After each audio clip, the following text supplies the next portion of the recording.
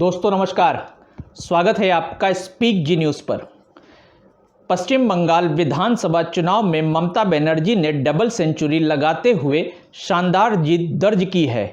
तृणमूल कांग्रेस को मिले प्रचंड बहुमत से कार्यकर्ताओं का उत्साह सातवें आसमान पर पहुंच गया है। टीएमसी कार्यकर्ताओं की जीत के जश्न में गुलाल के साथ साथ खून भी शामिल हो रहा है।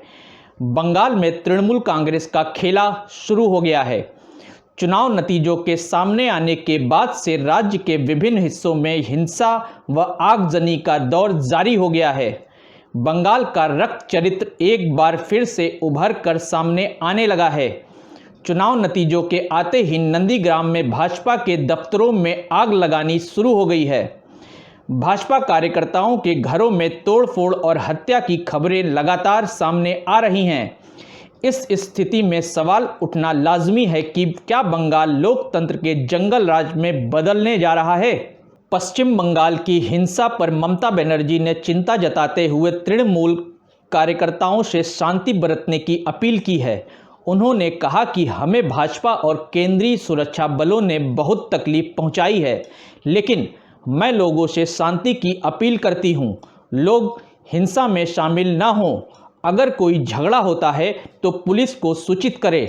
ममता बनर्जी के टीएमसी कैडर से की गई ये अपील फिलहाल माहौल को शांत कर सकती है, लेकिन दीदी के इस बयान में भी यह साफ नजर आ रहा है कि भाजपा ने उन्हें दर्द पहुंचाया है और पार्टी के लोग इसका हिसाब आज नहीं तो कल लेंगे। ममता बनर्जी को बंगाल में अगले 5 सालों तक शासन चलाना है। बंगाल में शासन करने वाले चेहरे बदलते रहे हैं, लेकिन प्रतिशोध की राजनीति का रक्त चरित्र नहीं बदलता है। पश्चिम बंगाल में चुनावी हिंसा कोई नई बात नहीं है। आज़ादी के बाद कांग्रेस के कार्यकाल में वाम दलों के कार्यकर्ता इसका शिकार होते रहे हैं। वाम दलों के शासन में कांग्रेस के लोग निशाने पर रहे। तृणमूल कांग्रेस के सत्ता में आने पर हिंसा ने बदले का रूप लेते हुए वाम दलों के कार्यकर्ताओं पर कहर ढाना शुरू कर दिया। अब राज्य में भाजपा मुख्य प्रतिद्वंदी बन गई है तो वह निशाने पर है। मुख्यमंत्री ममता बनर्जी ने बंगाल विधानसभा चुनाव के दौरान दल बदलुओं को गद्दार घोषित कर दिया था। चुनाव प्रचार में दीदी ने कहा था कि इन गद्दारों को माफ नहीं किया जाएगा। जनता के साथ धोखा करने वाले इन लोगों के खिलाफ तृणमूल कांग्रेस की सरकार बनने के बाद कार्रवाई की जाएगी।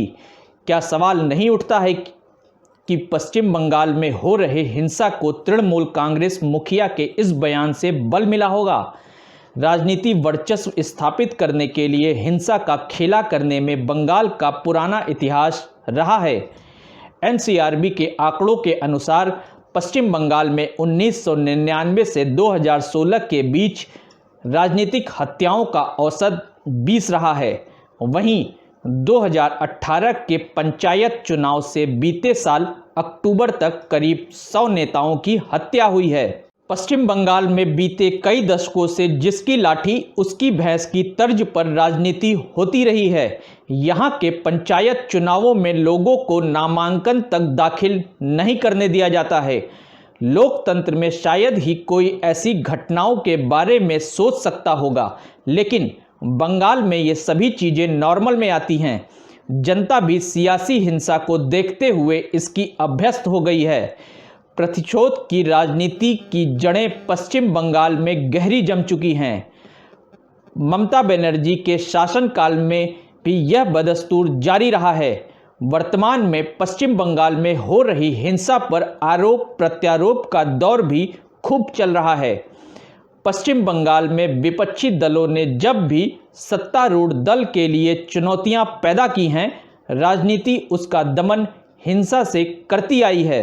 प्रधानमंत्री नरेंद्र मोदी से लेकर बंगाल के राज्यपाल जगदीप धनखड़ तक हिंसा पर चिंता जता रहे हैं, लेकिन मुख्यमंत्री ममता बनर्जी इसे रोकने के लिए केवल अपील करती दिख रही हैं। पश्चिम बंगाल में हमेशा से ही लोकतंत्र की हत्या होती रही है और आज तक इस पर कोई कुछ नहीं कर सका है। इस आशंका से इनकार नहीं किया जा सकता है कि राजनीति वर्चस्व स्थापित करने और विपक्षी पार्टियों को कमज़ोर करने के लिए भविष्य में भी हिंसा का सहारा लिया जाएगा। एक चुनी हुई सरकार अपने ही राज्य के लोगों के मरने पर आरोपों की राजनीति करने लगती है तो उससे कोई उम्मीद रखना बेईमानी होगा। आंकड़े बताते हैं कि ममता बनर्जी की सरकार अपने 10 सालों के शासन में राजनीतिक हत्याओं पर रोक नहीं लगा सकी है।